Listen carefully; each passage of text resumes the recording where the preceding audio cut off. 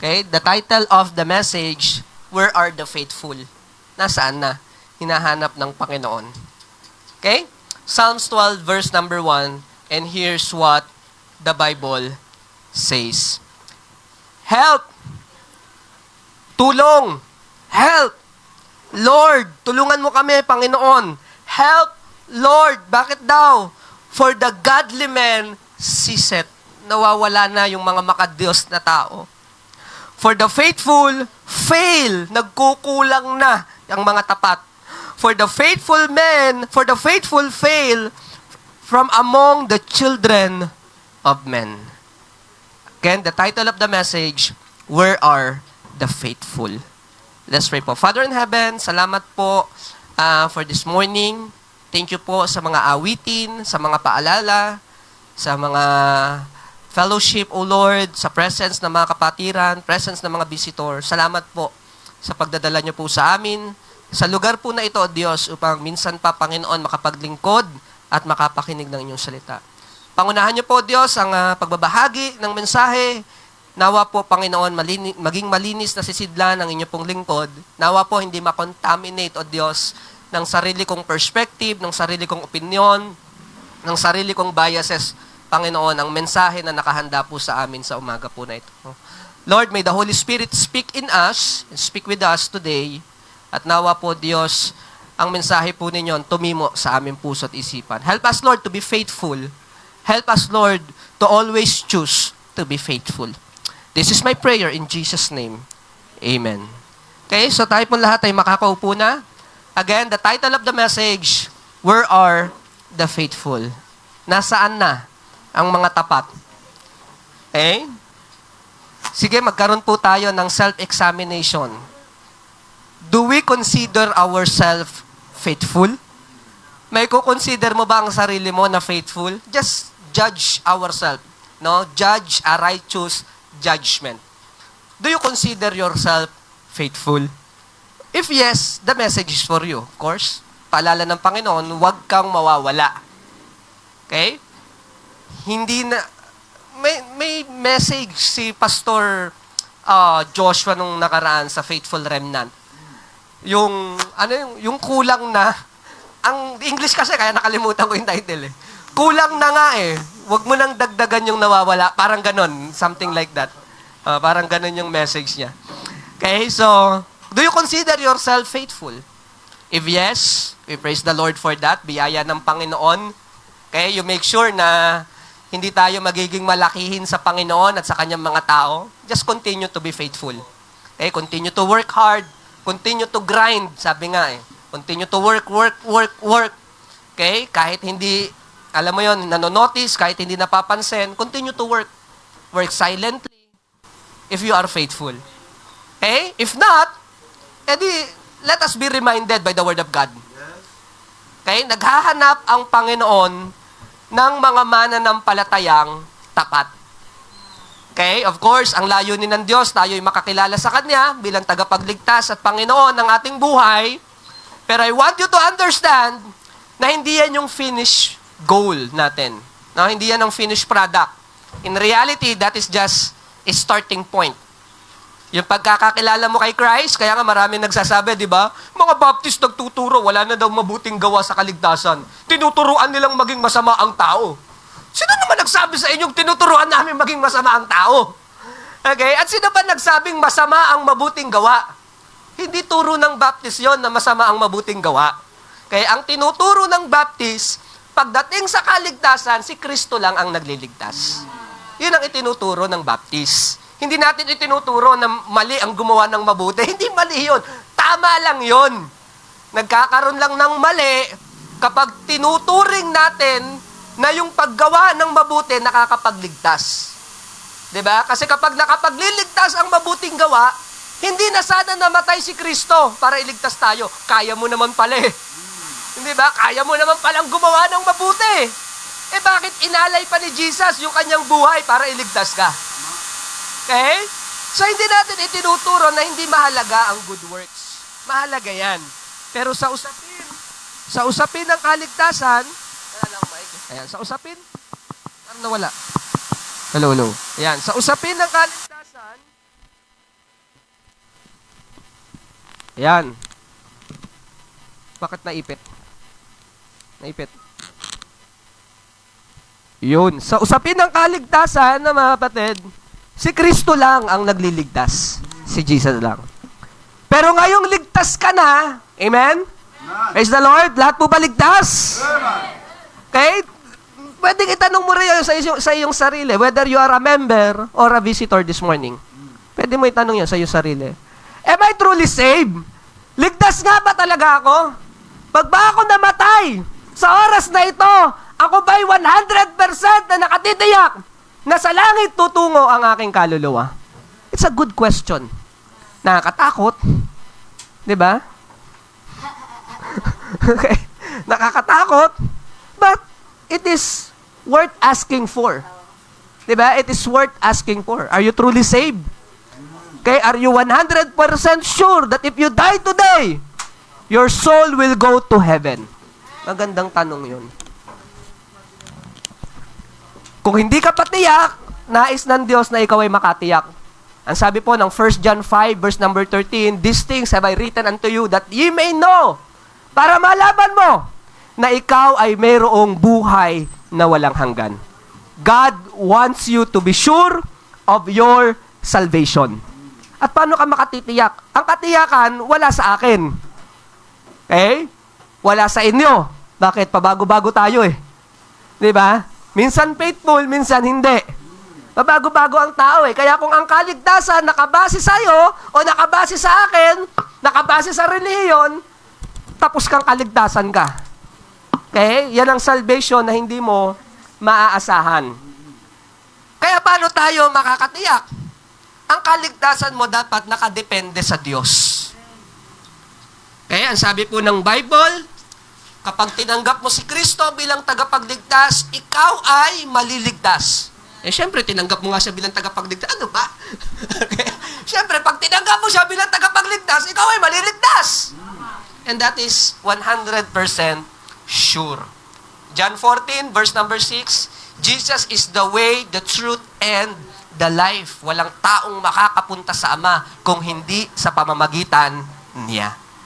Okay? And that word is sure. That word is 100%. Hindi mo dapat pagdudahan yon. Bakit? Salita na ni Christ yan eh. Yung salita ko, pagdudahan natin.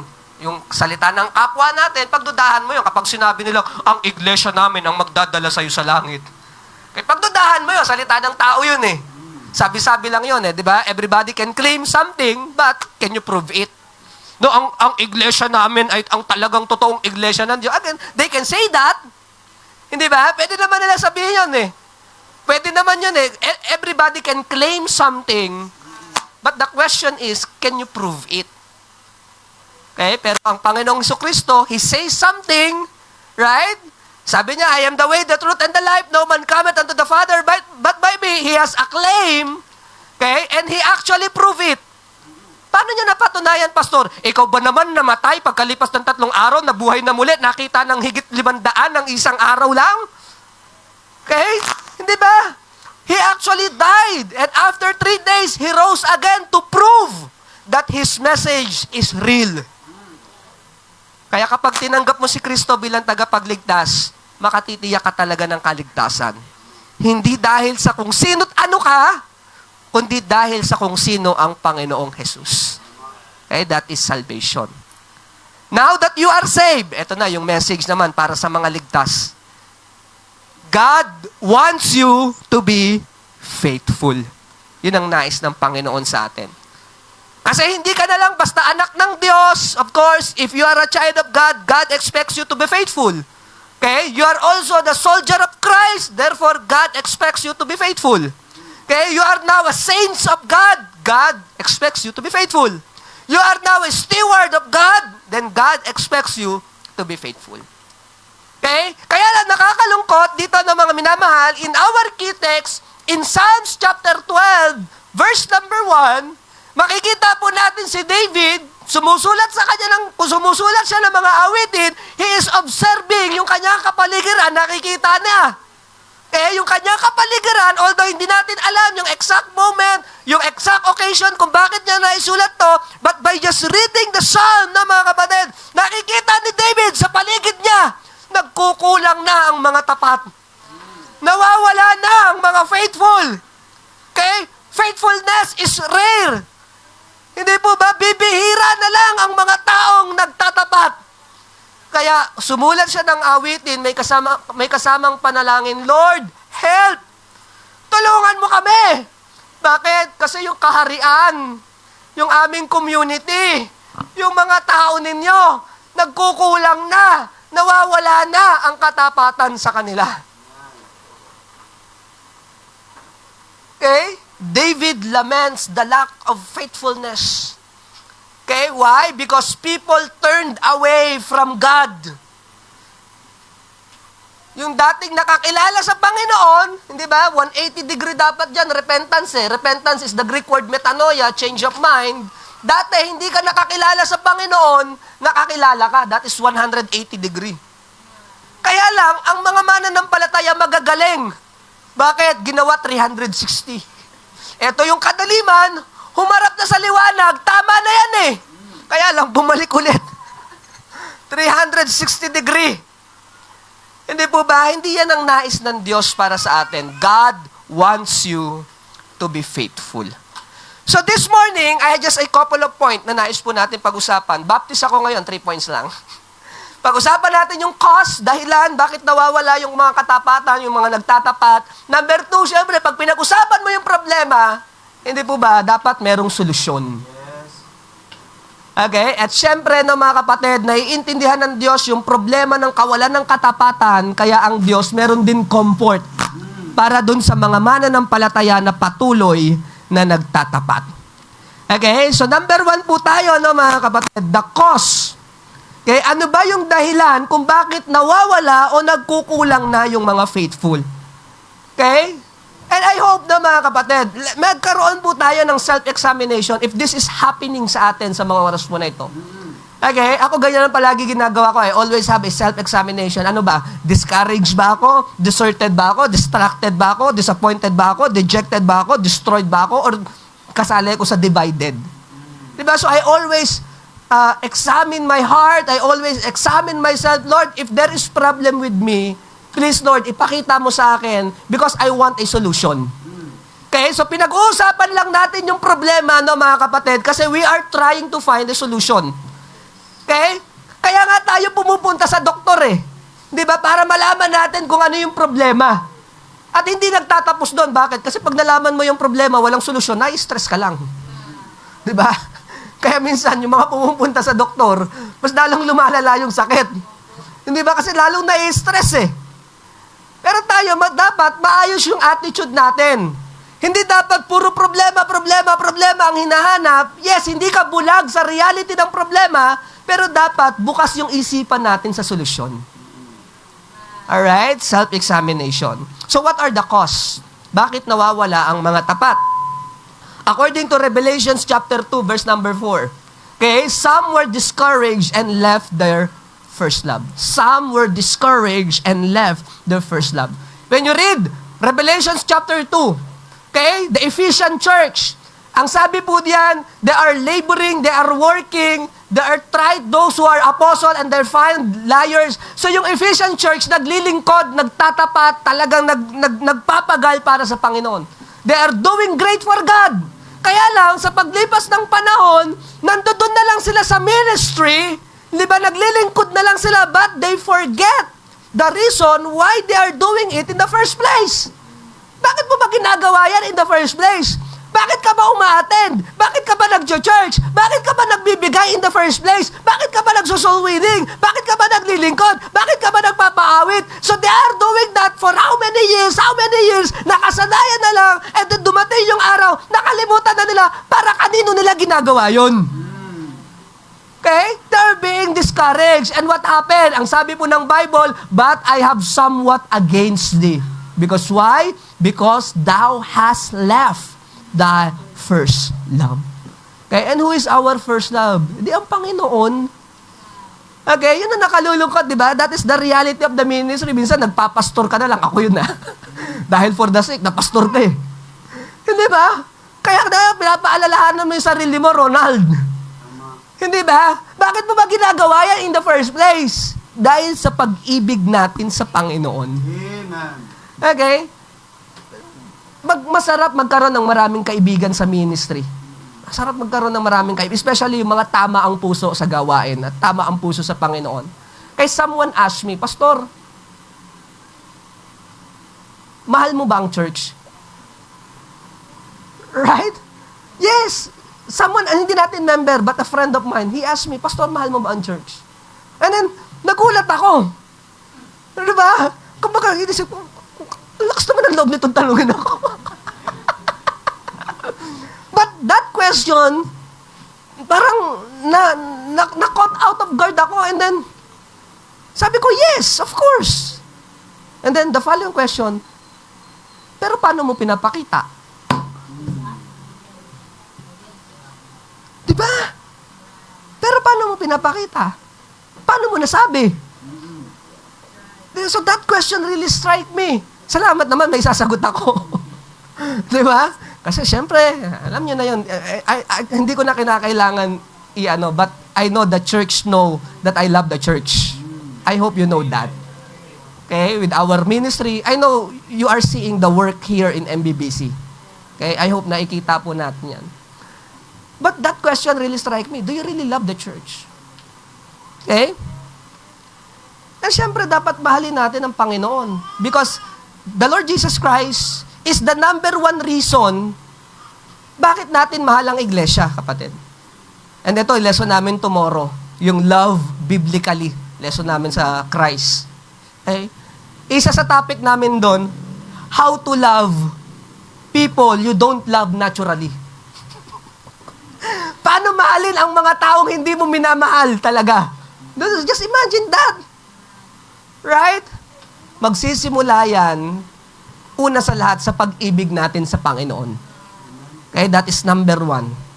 Kapag mahal mo ang Panginoon, una pa lang pag-ibig ng Diyos na nasa atin. Kapag naranasan mo ang pag-ibig ng Diyos, mamahalin mo ang Diyos pabalik.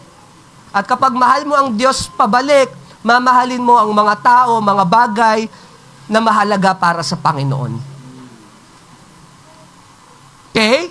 Pero the first question, the cause, bakit nawawala ang faithfulness? Bakit nawawala ang mga tapat? They left their first love. They are being discouraged. Okay? Nawalan na lang sila ng gana. Ginagawa na lang nila ito kasi kailangan. Okay? But they forgot the very reason why they are doing it. Number 2, some were deserted. Some were deserted the work and loved the world. Katulad ni Demas sa 2 Timothy chapter 4, verse number 10. Okay? Iniwanan niya yung paglilingkod, deserted, lumisan siya, nagkaroon siya ng pagpipilian, mga kapatid, kung mundo ang Panginoon, ang pinili niyang mundo. Okay? Ito yung nakalulungkot na katotohanan, mga minamahal, may mga mananampalataya na minsan na lang magdidesisyon, minsan naman, alam mo yun, may maraming dahilan kung bakit ang mananampalataya tumitigil sa paglilingkod. Unang-una, may offer ang mundo, o kaya naman, nasaktan sila sa iglesia, may mga ganon. May mga ganon na mga kapatid. Minsan may mga Kristiyano na palibasa, they are offended sa church, sa pastor, o sa kapwa nila kapatiran. Minsan, kinalimutan na nila yung church as a whole. Mas maganda pa lumipat ng membership, pero at least nagpapatuloy eh. Hindi ba? But there are some people, mga member ng church, they are faithful. Kaya lang nung na-offend, talagang kinalimutan na lahat. No? As the atheists. Yung mga atheists ngayon. Okay? Kaya sila atheists because they are offended sa mga religion na kinabilangan nila dahil. Right? Okay? Some deserted and loved the world. Kaya ang nakalulungkot dito ng mga minamahal, may mga mananampalataya, wala pang offer ang mundo. Sumasama na. Partida, hindi pa nag-o-offer ang mundo niyan. Okay? Hindi pa nag-o-offer ang mundo, sumama na. Okay? Some deserted the work because they love the world. Pangatlo, some were distracted, nalibang. Okay? Some were distracted and leave the race unfinished. Galatians chapter 5, verse number 7. Ito yung karera, hindi nila tinapos. Why? Because they are being distracted. Napatingin sila, nawala yung focus. Diba? I remember Peter. Sabi niya, nung nandoon ang Panginoon, yung lumalakad ang Panginoon, yung focus siya sa Panginoon, Lord, naglalakad ka sa tubig. Ako din.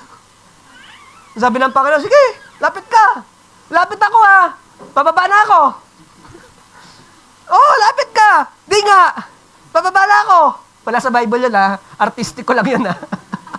Baka hanapin nyo sa Bible. Nasa nyo dito hindi nga. Okay, anong tawag dyan? KTV. Kay Tutol version. Lord, pababa na ako. Oh, lakad ka na. Okay, eh doon nakalakad nga talaga siya. Yes, nakalakad ako. Wow, wow. Nakita niyo yung alon, ang laki. Ang laki ng alon. Napatingin siya sa alon, nawala yung tingin niya sa Panginoon. Eh, lakas ng ulan, ang lakas ng hangin. Imagine that, kapag umuulan, di ba, nakakatakot talaga. Mga anak ko, nagko-cover ng unan, pati asawa ko, pati ako actually. Cover ng unan, kasi nakakatakot talaga eh. Di ba? Nawala yung focus niya sa Panginoon. At nung nawala yung focus niya sa Panginoon, unti-unti siyang lumubog. Okay? And that happened spiritually. Pag nawawala yung focus natin sa Panginoon, kapag distracted tayo ng mga bagay-bagay, distracted ka ng hobby mo, distracted ka ng trabaho. Again, sa akin naman ng mga kapatid, hindi naman talaga masama yung mga bagay na yan eh. Okay? Hindi masama yan. Kaya lang, kapag ang attention mo nandiyan na lang at wala sa mga bagay na higit na mas mahalaga, doon siya nagiging masama. Hindi po ba? Kapag ka talaga napapabayaan mo na yung paglilingkod mo, napapabayaan mo na yung sarili mo, napapabayaan mo na yung pamilya mo, napapabayaan mo na yung kalusugan mo, ito yung mga bagay na tunay na mahalaga eh. Di ba kapag ka ang eyebag mo hanggang dito na eh, napapabayaan mo na ang sarili mo sa mga bagay, libangan lang. Pero may pagpalit mo, pagpalit mo ang gawain ng Diyos sa libangan. Hindi ba? Imagine that. Ipagpalit mo yung, hindi na nahuhugasan ng puwet yung anak na may pupo sa diaper dahil sa ano mo yun? Nalilibang ka sa mga bagay na hindi naman talaga ganun kahalaga. Hindi po ba? Doon siya nagiging masama at problema yan. Tama. Diba? Kasi yung priority natin, hindi na tama. Some were distracted. Okay? Some were distracted. Okay? And leave the race unfinished. Yung iba naman, some were disappointed and look for a greener pasture. Okay, basahin niyo yung Nehemiah chapter 13, verse number 10, yung mga Levites, hindi na nag-Levites eh. Hindi na naglingkod. Nagtrabaho na lang. Ba't naman ako maglilingkod? Sabi, ba't naman ako maglilingkod? Papala ako dyan. Okay, so some were disappointed and live for greener pasture. Dito na lang ako sa Korea, mas malaki dito. Okay? Mas malaki yung love gift dito. Hindi po ba? May mga ganon. They live the ministry, bakit they are looking for a greener pasture? Kasi nandoon yung money, nandoon yung popularity, nandoon yung power. So they live. They were disappointed. Ito lang pala kayang ibigay ng church. May mga ganon. No, mga kapatid, ito lang pala. No, don't get me wrong. The pastor should be compensated sa kanyang work. Okay, don't get me wrong. Okay, the missionary should be supported. Don't get me wrong.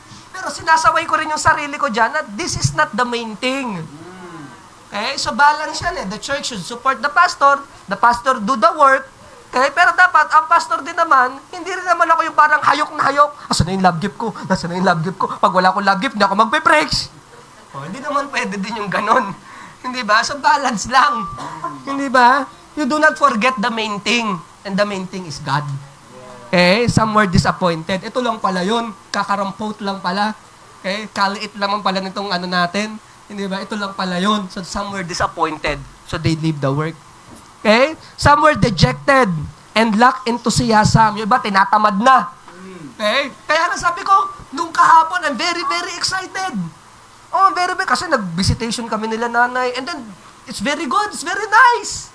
Right? Talagang pinag-pray natin, and then, sige pastor, see you tomorrow. Wow, amen, praise the Lord for that. Hindi ba? Okay? At salamat tayo, nandito si Winsel, oh. Niyaya ng Panginoon, isa sa mga na-visit natin kahapon. Pero dapat mas marami sila talaga ngayon. Kasi problema ko ngayon, paano magkakasya sa e-trike tong mga to? Okay, iniisip ko yan eh. Hindi naman pwede magdalawang balikan yung e-trike. Kasi may ine-expect pa tayong mga susundin galing sa Alabang. May mga ine-expect pa tayo at marami rin yung punuan din yan, supposedly. Umulan. Gising ako ng alas 3, Lord, ang lakas ng ulan, alam ko na to. Okay, gets ko na yan, Lord. Alam ko na yan, pagkaganyan mga umuulan. Tama nga ako, sabi ni Brother Justin, Pastor, di daw sisimba sa masakit ang paa, umulan daw kasi. Alam ko na yon. Okay? Pero ako hindi ako masyadong sa ganun, no, mga kapatid. Thankful ako, bakit? Kung sino yun nandirito. I'm thankful. You always look for great things, no? Kaya salamat ako kay kay Winsel. Beri mo, kung wala ka, Winsel, beri mo, uuwi ako walang dala. Imagine that. Diba? Kaya habang nagdadrive ako, pag kami mga lubak, dinadahan-dahan ni Pastor para komportable si Winsel, para di siya madala. Ano ba, magsundo yan si Pastor? Okay? Haragan naman pala magmaneho yan. Di na ako sasakay ulit dito. Okay? So, dinadahan-dahan natin. Bakit? Para masundo ko ulit siya next Sunday. Diba? Ganun yun, kapatid. So, some were dejected. Okay? They lack enthusiasm. Nanlamig na, di ba? Nanlupaypay na, nawalan na ng gana. Okay? Kaya nga tinuturo ko yung facts, faith, feelings Kapag nakabase ka lang sa emotion, ang emotion nawawala yan. Minsan nawawalan ka na ng gana, konting nakakatamad na. Hindi po ba? Okay, some were dejected. Some were destroyed because of lukewarmness. Lukewarm. Okay, Revelation chapter 3, verse number 14 to 11. Lukewarm, the Laodicean church. Hindi mainit, hindi rin malamig. Sakto lang, ayaw ng Diyos yan. Okay, may mga ganun may mga ganun prinsipyo. Ayoko kasi nung masyadong faithful. Gusto ko yung medyo-medyo lang. Okay, yung medyo lang para maano pa rin ako. Di ba? Ayoko yung masyado akong mainit sa Panginoon. Gusto ko yung medyo slight lang. Ayaw ng Diyos yan. Ayaw ng Diyos ng malamig. Ayaw din ng Diyos ng maligamgam. Ang gusto niya, yung mainit tayo sa Kanya. Yun ang nais ng Panginoon. Bakit? Kasi yung pagiging maligamgam, saan ba tuloy niyan? Di sa pagiging malamig. Hindi ba? Confusing kasi yun Mainit ka ba? O malamig ka? Maglilingkod ka ba? O hindi? Magtatapat ka ba? O hihinto? Hindi mo malaman. You are being confused. And God is never an author of confusion. Diba? Kaya ayaw mo nung maligamgam, mga kapatid. Ang nais ng Panginoon, mainit tayo sa Kanya. Okay? Some were destroyed. And lastly, ano yung nagiging dahilan? Bakit nawawala yung faithful? Some were divided. Am I a Paul? Am I of Apollos? Di ba nag-aaway-aaway na yung mga members sa church? Kasi, sino bang mas pogi? Ano mo sabi ni Nanay Erlindo? Sa harapan mismo ni Brother John, sabi sa akin ni Nanay Erlinda, mas pogi ka sa kanya. Diba? Pag-aawayan ba namin yon? Nagsabi na ng totoo. Diba? So some were divided. Imagine, di ba, yung Brad, yung na-dissolve yung church kasi nag-away-away sila. Imagine that, nawala yung mga tao. Napunta na lang kung saan-saan. Bakit? Kasi nagpapataasan ng ihi, nagpapataasan ng ego. Dapat may pagpapakumbaba. Sometimes, it doesn't matter who is right. Lalabas din naman yan Hindi ba? Dapat humble tayo for the sake of the greater good. Ganon. Sometimes ganon Hindi mo naman kinakailangan palaging patulan. Sabihin, hindi, tama ako, mali yan. Hindi. Ang importante yung greater good. In time naman, lalabas at lalabas din naman yan Di ba? That is wisdom. Di ba? Kawawa naman yung mga bata. Kung mawawalan sila ng Sunday school, kawawa yung mga member, mawawalan sila ng church dahil lang sa mga hindi pagkakaunawaan. Imagine that, no? Mga kapatid, lagi niyong tatandaan. Yung mga anak natin, pag magkakaroon ng problema sa church, kahit hindi sa church, sa kamag-anak, no, mga kapatid, iiwasan nyo. Bakit? Kasi yung mga bata, imbis na naglalaro sila ng tahimik, nadadamay sila sa away ng mga matatanda. Don't do that. Kawawa yung mga bata. Imbis na ang saya-saya nila, naglalaro sila, mga magpipinsan. Sila ngayon, naghihiwalay. Huwag kang makipaglaro dyan sa bata, yung salbayang ina niyan. Diba? May mga ganun na. Right? So, wag natin ipapamana sa ating mga anak. Kaya nga yung mga magulang, tayong mga nakakatanda, dapat matalino tayo sa decision making natin. Okay? Some were divided. And what? They swallowed by bitterness. Ang papait. Diba? Ang papait na ng kanilang pakiramdam. Ang papait na ng kanilang damdamin. Hindi ko na siya kayang tingnan sa mata. Hindi ko na siya kayang tingnan ng mukhaan. Ayoko na sa church na yan. Parang ganon, no, mga kapatid. So, be very, very careful. And I know there are a lot of reason pa bakit nawawala ang faithfulness. Bakit nawawala ang mga tapat? But again, God wants you to be faithful. Kapatid, let us check our heart. Am I being discouraged? Am I being deserted? Am I being distracted, disappointed, dejected, destroyed, or divided? Is it really in my heart? If these are in your heart, confess it to God. Ihingi natin ang tawad sa Panginoon. Lord, hindi dapat ito mali ito Nagkakaroon ng problema, naapektuhan ang aking katapatan sa iyo. So itama mo ang aking puso. Okay? Secondly, let's talk about the cure. Okay, ano ba yung gamot? Ayan na. Pinag-usapan natin yung problema, dapat pag-usapan din natin yung solusyon. Okay, kaya nga ito yung prinsipyo ko Kapag sinabon mo, banlawan mo naman. Ganun yan, di ba? Tama, no? Pag sinabon mo, banlawan mo. Huwag puro problema kasi nakakainit ng ulo yan. Tama. Hindi ba? Nakaka-stress yan. Pag-usapan natin yung solusyon. Okay, anong solusyon? Number 1, the love that constrains us. The love that constrains us. 2 Corinthians chapter 5, verse number 17. Bakit ka mananatili sa pagdilingkod? Pag sinabi mong constrain, nagtatali sa'yo. Ano daw yung nagtatali sa'yo? Yung pag-ibig ng Diyos, kapatid. Lagi mong aalalahanin ang pag-ibig ng Panginoon na kung wala ang Diyos, wala rin tayo at wala tayong maipagmamalaki, kapatid. Okay? You have to understand that your motivation for service, your motivation for worship, your motivation for labor, your motivation for sacrifices and suffering, it's all about love for God, kapatid. Dahil mahal mo ang Diyos. At alam mo, kapag mahal mo ang Diyos, hindi mo susumbatan yung mga tao Kung wala ako, wala yun Bakit? Kasi you did it out of love Hindi ba? Hindi ka naghihingi ng kapalit.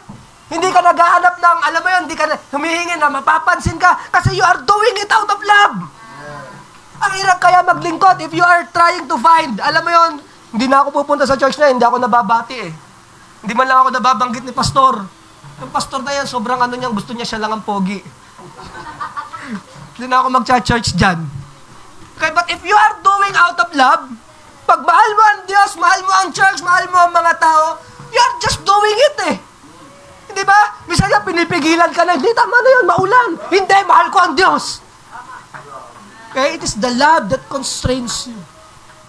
Okay, love should be our number 1 motivation, kapatid. Okay, I remember the song, yung let His goodness like a fetter. Yung come down from, let Thy goodness like a fetter. Fetter kadena. Bind my wandering soul to Thee. Yung kaluluwa daw niya, yung kabutihan ng Diyos, yun ang magtatali sa Kanya. Imagine that, the love that constrain us. Number 2, the life that is consistent. The life that is consistent. Okay? Kapatid, kapag lagi mong ginagawa, una yan, decision making. Decision making. Okay? Tapos lagi mo siyang gawin. Then later on, kapag lagi mo na siyang ginagawa, makakasanayan mo na. Okay? Consistency. Consistency. Build a good habit. Build godly habit. Okay? Ba't namatay?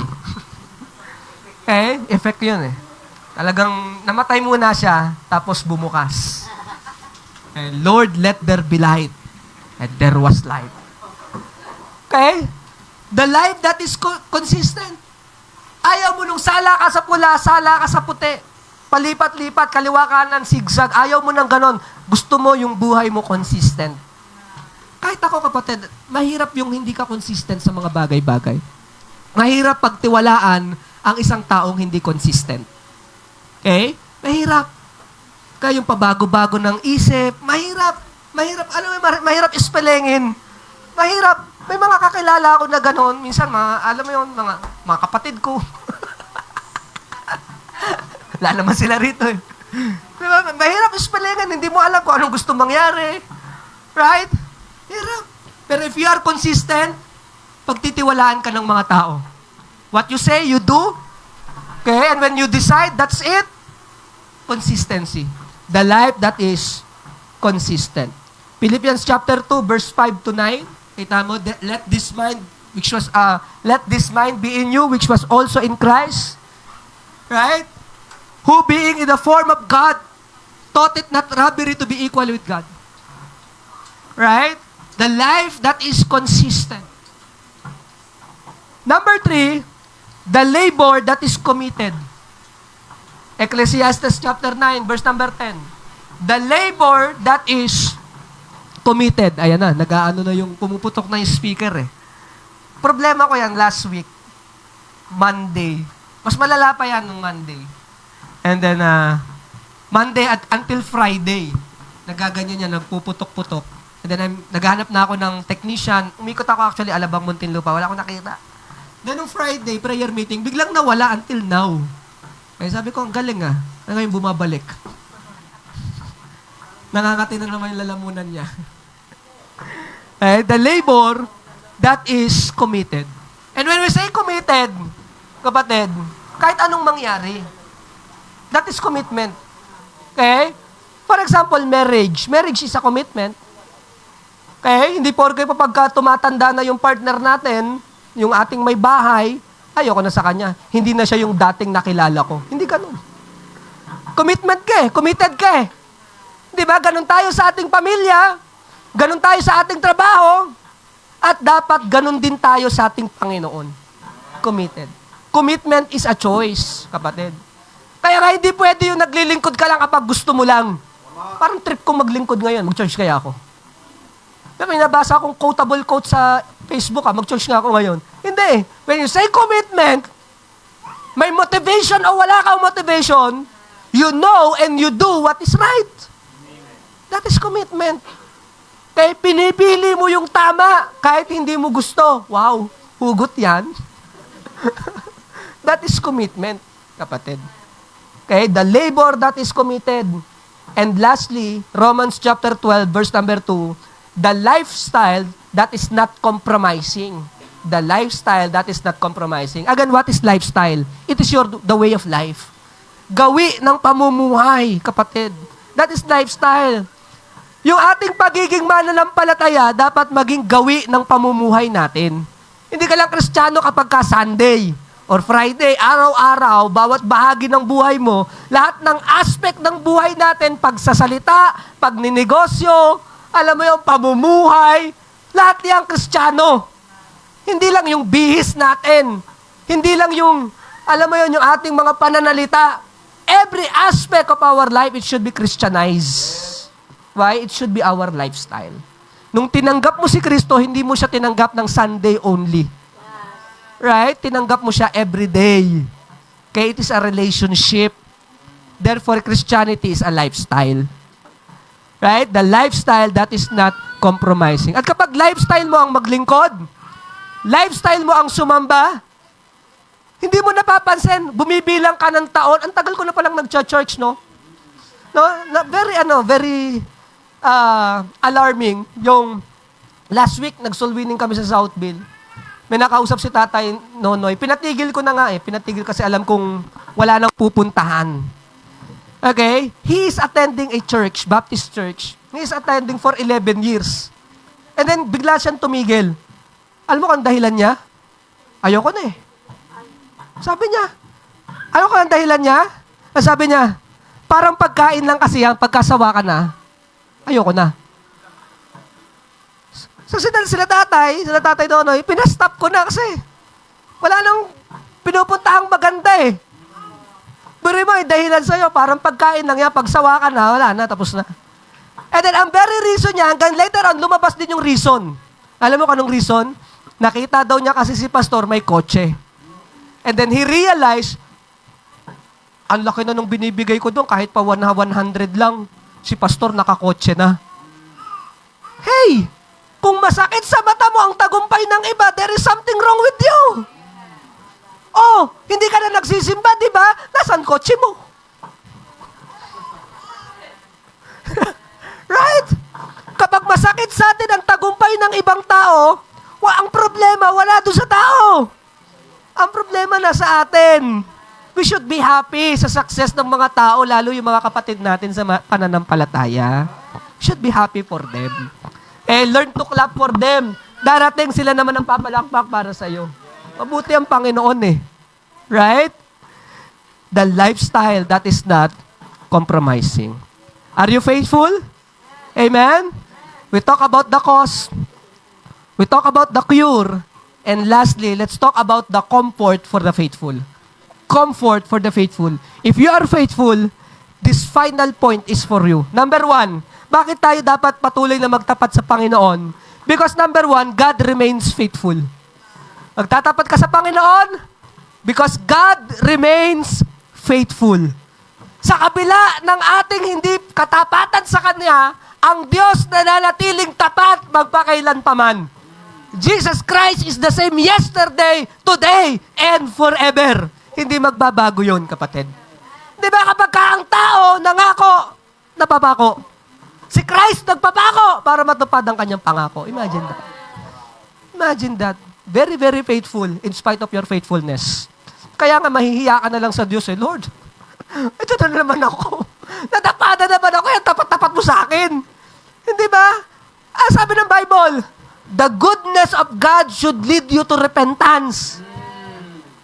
Huwag mo nga aabusuhin yung kabutihan ng Panginoon. Hindi, mabuti naman ng Diyos. Patatawarin naman niya ako One save is always saved, di ba?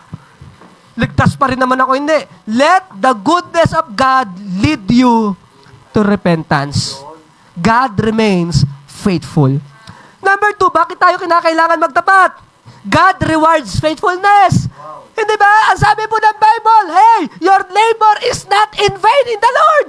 Yung bawat sakripisyo, bawat pagpapamagal, bawat pagtitiis, hindi bulag ang Panginoon at ang Diyos ang magbibigay ng gantimpala sa tama niyang panahon, kapatid. Papalakpak ka sa tagumpay ng iba dahil darating ang araw, sila naman ang papalakpak sa'yo dahil magbibigay din ang Diyos ng tagumpay na para lamang sa'yo, kapatid. God rewards faithfulness. He rewards it. Minsan, di mo napapansin, kapatid, no? Yung maayos ang iyong kalusugan, rewards ng Panginoon. Patuloy ka nagtatapat. Di ba, beri mo, hindi ka mayaman, hindi ka naman nagkakasakit? Hindi po ba? Minsan, blessing din ng Panginoon Minsan, Lord, blessing, no? Kaya hindi mo siguro ako pinayaman para magkakakain ako ng gulay. Di ba? Kasi kung mayaman ako, lagi kami nasa Jollibee. Lagi kami nasa fast food, lagi kami nasa Samgyup, kumakain ng lason. Kaya siguro, Lord, di mo kami pinayaman, no? Para lagi kami maggulay. God rewards faithfulness. And lastly, God restores the faithful. Kapag nadadapa yung faithful, ibinabangon ng Panginoon. I have been young and now I am old. Sabi po ng Bible, yet I have never seen the righteous forsaken, nor his seed begging for bread. Nakita? Hindi ba? Hindi ka hahayaang dapa ng Panginoon. Hindi ka hahayaan ng Panginoon na lupaypay. Hindi ka hahayaan na habang buhay ka, problematic. Di ba? Habang buhay kang problemado. Naglilingkod ka sa Panginoon, nagtatapat. Ang sabi nga ng Bible ng mga minamahal, yung mga unbeliever nga Pag umuulan, kasama sila Kapag umaaraw, nasisikatan sila Ikaw ba kaya anak ka ng Diyos? God restores the faithful. God restores the faithful. Especially when they fall. Okay? So we talk about the cause, we talk about the cure, and we talk about the comfort. Ano pang nawawala? Porsi, di ba? The conclusion. Okay? Yun ang nawawala. Look at this. In our conclusion, no, mga minamahal, faithfulness is a choice. It is a choice. It is a product of your mentality. It is a product of your thinking. Again, facts, faith, feeling, wisdom, seeing things as God sees them. Faithfulness is a choice. Therefore, choose to be faithful. Choose to be faithful. I hope, no, mga kapatid, hanggang kunin na tayo ng Panginoon, o kaya naman mag-rapture na, hanggang sa dulo ng ating hininga, matagpuan tayong nagtatapat ng ating Panginoon. Tayo panlatayo mo ko. At tayo po ay mananalangin. Ama namin Diyos na dakila at makapangyarihan po sa lahat. Salamat po for a simple message na ipinagkalab niyo po sa amin. Where are the faithful? Nasaan na nga bang mga tapat? Nawa Diyos, hindi kami mawala. Hindi po kami manlupaypay. O kung sa oras man sa oras na kami po'y madapa, matalisod, ibangon niyo po kami, O Diyos. Ibangon po ninyo kami. Maging sensitibo kami, Panginoon, sa biyaya po ninyo at tanggapin po namin ang inyong kamay ng pagbabangon. Lord, help us to be faithful. Kasi yung faithfulness, hindi naman namin kaya yan sa aming sarili. We cannot do it alone. But we know, Lord, God's calling is always God's enabling. Enable mo kami, Lord. Patuloy po kami magtapat. Patuloy po kami maglingkod. At kapag dumadating, sumasagi sa isipan namin yung katamaran, panlupaypay, panghihina, Lord, bigyan niyo po kami ng sapat na kalakasan upang ang mga bagay po na yun ay aming mapagtagumpayan. May mga bagay din, Lord, na hindi namin control, nagpapahirap sa amin, maaaring kalagayan ng aming katawan, kalagayan ng aming spirituality. Pero Panginoon, Ikaw ang Diyos na may lalang sa amin eh. Alam namin, Panginoon, kayang-kaya niyo po kaming empower. Kayang-kaya niyo po kaming i-enable. So Lord, help us to be faithful. Kasi alam namin, yung katapatan, it is for our own benefit. Walang lugi sa mga taong nagtatapat sa iyo, Diyos. Walang lugi. Ang buhay na inalay sa inyo, isang buhay na hindi sayang, kundi buhay na sulit. Lord, help us to be faithful. In Jesus' name, amen and amen.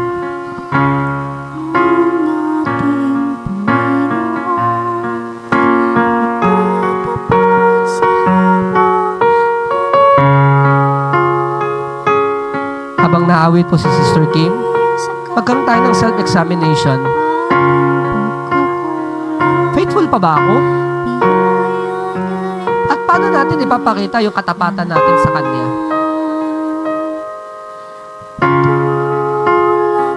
Mga bagay na dati nating ginagawa para sa Diyos, nagagawa pa ba natin? Yung dating paglilingkod, yung pagtitiis. Or, lumalago nga ba talaga tayo? Lumalago ka nga ba talaga? Lumalago nga ba talaga ako? Or meron pa ako another level of faithfulness? Kontento na nga lang ba talaga ako sa kaya kong gawin para sa Diyos sa oras na ito? Or I can do more for God. I can serve more for God. I can give more for God. I can achieve more for God. I can work more for God. I can reach more for God. We can do it. We can do it. Remember, kapatid, God's calling, it is always God's enabling. Hindi ka tatawagin ng Diyos sa paglilingkod na hindi kanya kayang palakasin para maging matagumpay sa ministry na yun. Family natin, are we faithful? Are we faithful with our partner, with our spouse? Are we faithful with our family? It's good to ask that question. What about pag dumating ang temptation? Will you fight for your family? Will you fight for the church? Will you fight for God? Will you fight for what is right? Again, let us be faithful. Let us be faithful. Hindi madali ang faithfulness. It is always tested. But again, faithfulness is a choice. Brother, sister in Christ, always choose to be faithful. Hindi sayang yan, hindi kalugi dyan. Panalo ang buhay na pinapagamis at isinusuko sa Panginoon.